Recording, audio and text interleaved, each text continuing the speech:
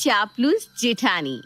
चांदनी चौक गली नंबर 4 की सबसे फेमस दुकान अग्रवाल स्वीट्स, जहां दुकान खोलने के पहले ही ग्राहकों की लाइन लगी रहती थी। और सबसे खास बात तो ये थी कि ये चांदनी चौक की एकमात्र ऐसी दुकान थी जिसे कोई आदमी नहीं, औरत चला रही थी। दुकान के सारे स्टाफ, सारे हलवाई, सभी के सभी फीमेल। 100 ग्राम बर्फी पैक कर दीजिए भाभी। बस 100 ग्राम क्यों बोला भैया? क्वालिटी में 19-20 हुआ क्या? कुछ भी वैसा लगे तो एकदम आप बेफिक्र होकर बोल दीजिए, आप ही की दुकान है। कुछ भी गलत हुआ होगा तो हम जरूर बदलाव करेंगे। पर क्वालिटी 19-20 हो ही नहीं सकती मम्मी जी। मैं हमेशा ध्यान रखती हूँ कि हलवाई बिल्कुल सही तरीके से दुकान की मिठाइयाँ बनाए। ऐसे नहीं, पिछले 80 सालों से चांदनी चौक में हमारी मिठाई की दुकान चल रही है। तुम बात तो ठीक कह रही हो बेटा, अग्रवाल स्वीट्स की क्वालिटी में 19-20 तो अभी हो ही नहीं सकता। वो आजकल मेरा काम जरा मंदा चल रहा है, ऊपर से बर्फी इतनी महंगी, इसलिए बस। अच्छा, तो ये मसला है। प्रीति, अंकल के लिए 200 ग्राम बर्फी पैक कर दे। आप हमारे रेगुलर कस्टमर हैं अंकल जी, और कस्टमर कम परिवार ज्यादा है। 100 ग्राम के पैसे बाद में दे दीजिएगा, आप कहीं भागे थोड़ी ना जा रहे हैं। और इसी तरह अनीता पिछले कई सालों से अपना बिजनेस चला रही थी। ऊपर मकान, नीचे दुकान।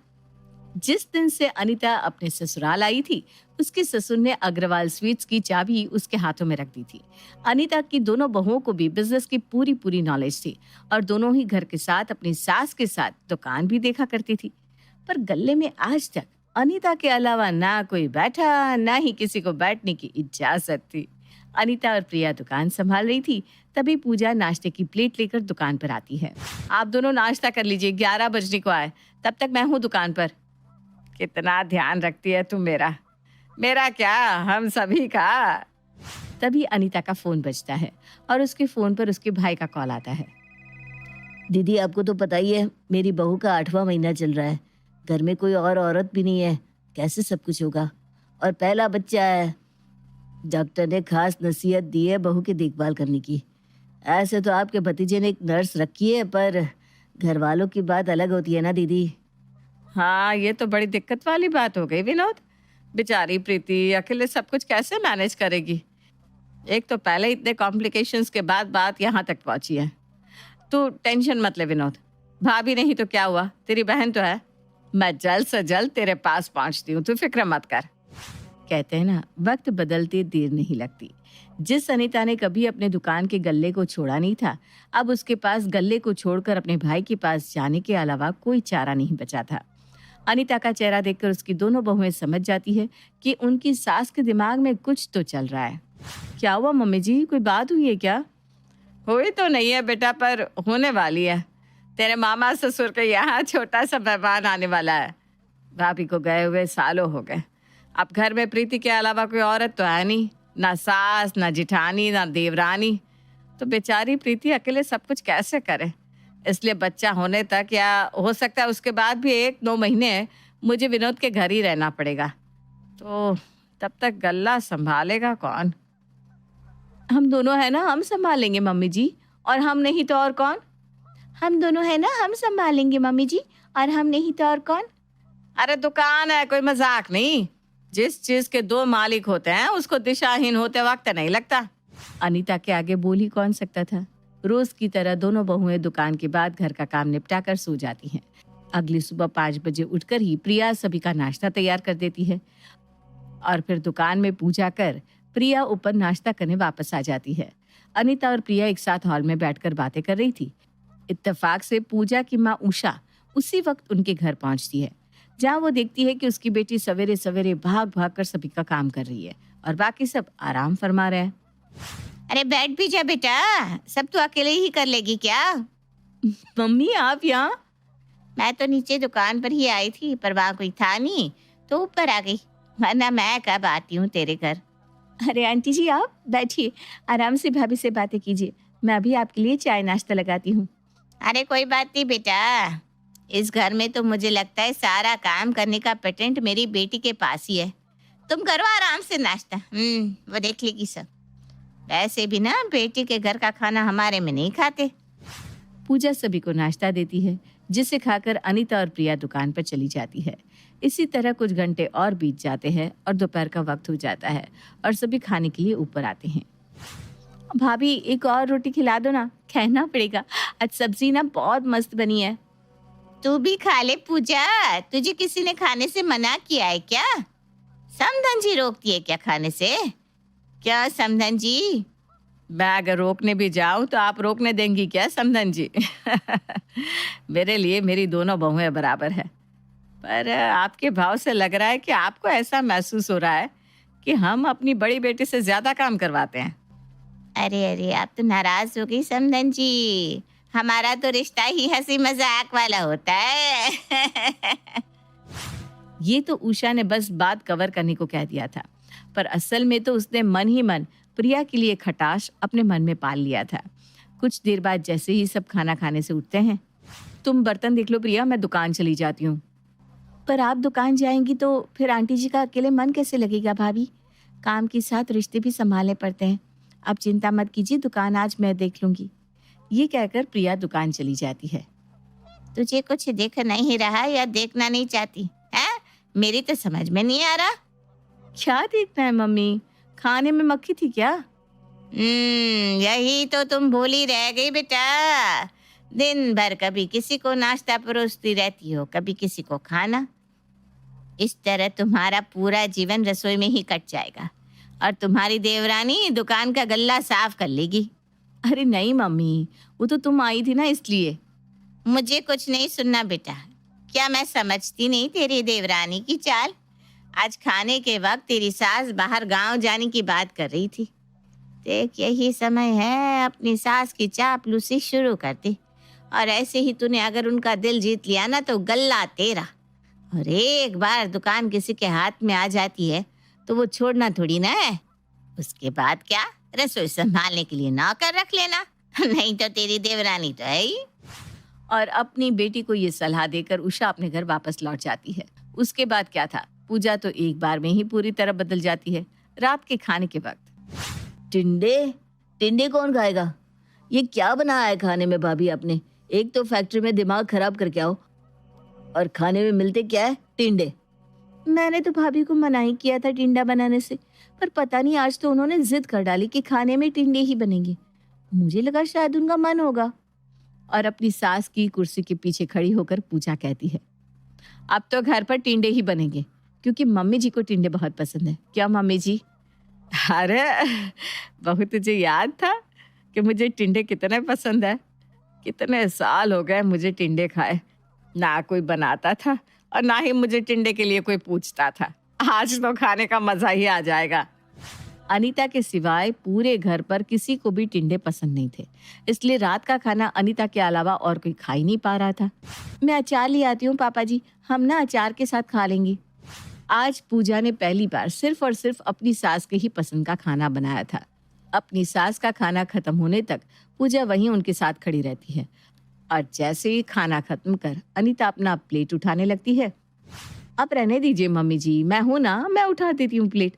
आप निश्चिंत होकर कमरे में जाइए और आराम कीजिए। सुबह से काम कर करके थक गई होंगी आप। और इस तरह पूजा अपनी माँ की कही मानकर अपनी सास की चापलूसी करना शुरू कर देती है। रात को रसोई में छिपकर पूजा अपनी माँ को फोन करती है। हेलो मम्मी, आपके कहने पर मैंने मम्मी जी की पसंद का खाना तो बना दिया, जिससे वो तो बहुत खुश हो गई, पर बाकी सब ना भूखे ही रह गए। पापा जी ने तो बस एक ही रोटी खाई। अरे तो तू ऐसा करके किसी के साथ बुरा थोड़ी ना कर रही है बेटा। और मान ले आज तूने खाने में एक ही सब्जी बनाई तो तेरी देवरानी भी तो एक अलग सब्जी बना सकती थी बाकी सब लोगों के लिए, पर नहीं किया ना उसने ऐसा। अरे हाँ, ये तो मैंने सोचा ही नहीं मम्मी। इसका मतलब है अब तक सभी का टेंशन बस मैं ही ले रही थी। वाह प्रिया वाह, कितनी मतलबी निकली तू। वही तो तुझे समझाना चाह रही हूँ बेटा। इसी तरह तू बस अपनी सास को खुश करने पर ध्यान दे, और सास खुश तो ससुर तो अपने आप खुश रहेंगे। अगली सुबह जैसे ही अनीता उठकर अपने कमरे से बाहर आती है, सारा काम छोड़कर पूजा उसी के आगे पीछे करना शुरू कर देती है। अब फिर से 4 बजे उठ गई मम्मी जी, कितना काम करेंगे आप, आराम कीजिए ना। एक तो ही है बहू जिसको मेरी फिक्र है। सही कहती है तुम, मैं भी सोच रही थी जरा शरीर को आराम दूं। परसों मुझे अपनी एक सहेली की शादी में जाना है, तो उस दिन दुकान बंद ही कर देती हूँ। क्या कहती है तू? वरना पीछे से ग्राहकों की टेंशन लगी रहेगी। इसमें पूछने वाली क्या बात है मम्मी जी, बिल्कुल बंद कर दीजिए। अरे क्यों होगी दुकान बंद? चलती फिरती दुकान है, वो भी मार्केट के बीच। मजाक थोड़ी ना है, जब मन किया बंद कर दिया, जब मन किया खोल दिया। मम्मी जी आप जाइए शादी में, यहाँ स्टाफ है, मैं हूँ, भाभी है, हम देख लेंगे दुकान। अरे तू इतनी बड़ी नहीं हुई है जो मम्मी जी की बात काटे। मम्मी जी ने कह दिया दुकान बंद रहेगी तो बंद ही रहेगी। चलिए मम्मी जी कमरे में चलते हैं, मैं आपके पैरों में तेल लगा देती हूँ और फिर नाश्ते में बनेंगे टिंडे के पकौड़े। पूजा अनीता के साथ कमरे में जाती है और उसके पैरों की जमकर मालिश करती है और फिर बनाती है नाश्ता टिंडे के पकौड़ों का। न जाने क्या हो गया है पूजा को, आजकल रोज टिंडे ही बना देती है। ऐसे तो मेरा वजन कम हो जाएगा भाई, क्योंकि मैं तो टिंडे खा ही नहीं पाऊंगा। अरे मेरी बहू मेरी सेवा कर रही है तो आपको क्यों तकलीफ हो रही है? वैसे आज ना मुझे सभी से एक बात करनी थी। वो मिश्रा एंड कंपनी वालों के यहाँ आज एक पार्टी है, बहुत हाई क्लास लोग हैं। मुझे तो ऐसे भी कल मेरी सहेली के यहाँ जाना है, तो इस पार्टी में तुम चारों चले जाओ। और शाम को अनीता के दोनों बेटे और बहू पार्टी में जाने के लिए तैयार हो जाते हैं, जहाँ प्रिया वन पीस पहनकर अपने कमरे से आती है, जिसे देखते ही पूजा भड़क जाती है। ये क्या है प्रिया, तुमने ये शॉर्ट ड्रेस क्यों पहनी है? पति के साथ डिनर डेट पर ऐसे कपड़े पहनकर मन नहीं भरा क्या तुम्हारा, जो अभी भी वन पीस पहनकर खड़ी हो गई? ऐसा भी नहीं कि किसी अनजान की पार्टी में जा रहे हैं, नामचीन बिजनेस वाले लोग हैं। तुम इस घर की बहू हो, तुम्हें अपनी भी कुछ समझ होनी चाहिए कि नहीं? ये क्या बात हुई भाभी? उनकी खुद की बहू यूएस की है, मम्मी जी ने कहा था हाई क्लास लोग हैं, तो क्या हो गया मैंने वेस्टर्न कपड़े पहन लिए तो? जैसा देश वैसा भेष। मेरा तो ऐसा मानना है कि अपनी इज्जत अपने हाथ में होती है। मम्मी जी को साड़ी बहुत पसंद है, फिर भी तुमने ये कपड़े पहने। खैर, मुझे तो मेरा ससुराल लेकर चलना है, चाहे कहीं भी जाऊं मेरा पहनावा वही रहेगा जो मेरी सास को पसंद है। रात को पार्टी से लौटने के बाद सबसे पहले पूजा अपनी माँ को कॉल करके सारी बात बताती है। बस बिल्कुल यही, तेरी सास के 2 बेटे हैं, पर परिवार का हेड आगे चल के एक ही बनेगा। मुझे खुशी है वक्त रहते तू समझ गई कि वो हेड तुझे ही बनना है। पूजा के अपने तरफ ऐसे बर्ताव से अनीता आजकल पूजा से बड़ी खुश रहती थी, और एक दिन तो अनीता सभी के सामने कहती है, तूने तो मेरा दिल जीत लिया है बहू। ये काम के भाग दौड़ में मैं तो खुद का ख्याल रखना ही भूल गई थी, पर तूने मेरा इतना ख्याल रखा है कि मैं क्या कहूँ। ये कहते हुए अनीता अपने हाथ से कंगन निकालकर पूजा के हाथों में पहना देती है। बस इसी तरह आप मुझे दुकान की चाबी भी सौंप दीजिए मम्मी जी, फिर मुझे कुछ नहीं चाहिए। पूजा ने इससे पहले अपने पति से कभी कुछ नहीं छुपाया था, और इतने दिन तक इस बात को पूजा मिहिर से छुपाती भी कैसे। रात को जब दोनों कमरे में सोने जाते हैं, तब अपनी पत्नी के चेहरे पर छुपी हुई हंसी देखकर मिहिर पूछता है, कुछ तो खिचड़ी पक रही है तेरे दिमाग में। जब से मम्मी जी तुझसे मिलकर गई है, तेरा हाव भाव ही बदल गया है। और आज जब माँ ने तुझे कंगन दिए, उसके बाद तो क्या कहने। क्या बात है, बताओ तो। अरे बोलने को है ही क्या, देवर जी तो अच्छा खासा कमा लेते हैं, पर भगवान ने आपको ऐसी किस्मत दी है कि हर तीसरे महीने में आपकी नौकरी चली जाती है।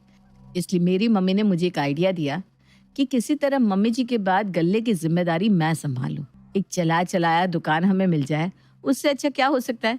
इसलिए मैं पूरी कोशिश में लग गई कि मम्मी जी का दिल जीत लूं, और देखिए नतीजा सामने है। कल मम्मी जी मामा जी के घर जाने वाली है, बस कल सुबह का इंतजार है।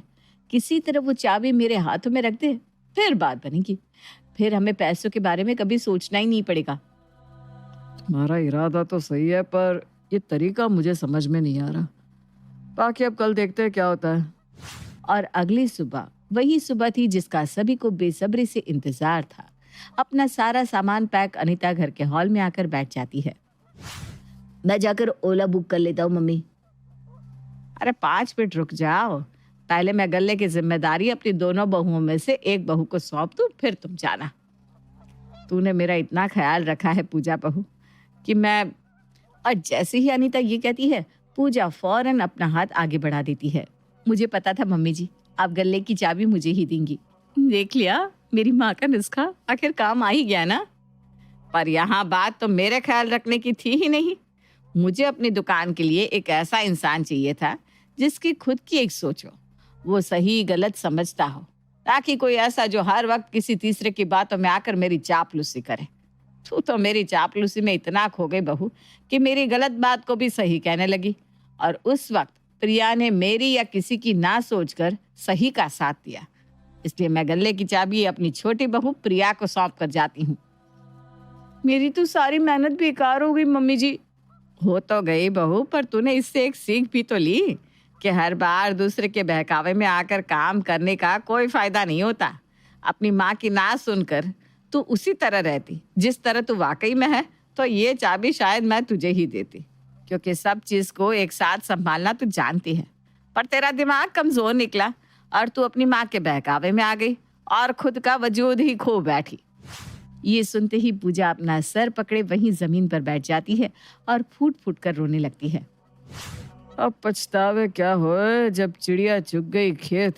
इस कहानी से हम ये तो समझ गए कि हर बार चापलूसी हमारे काम नहीं आती, पर गौर इस बात पर भी करना है कि हमारा कितना भी प्यारा दोस्त, रिश्तेदार अगर हमें कोई सीख दे तो हमें अपना विवेक खोकर उसकी बात को मान नहीं लेना चाहिए, बल्कि फैसला हमेशा खुद की समझ से ही लेना चाहिए, ना कि किसी के बहकावे में आकर। वरना हाल वैसा ही होता है जैसा पूजा का हुआ।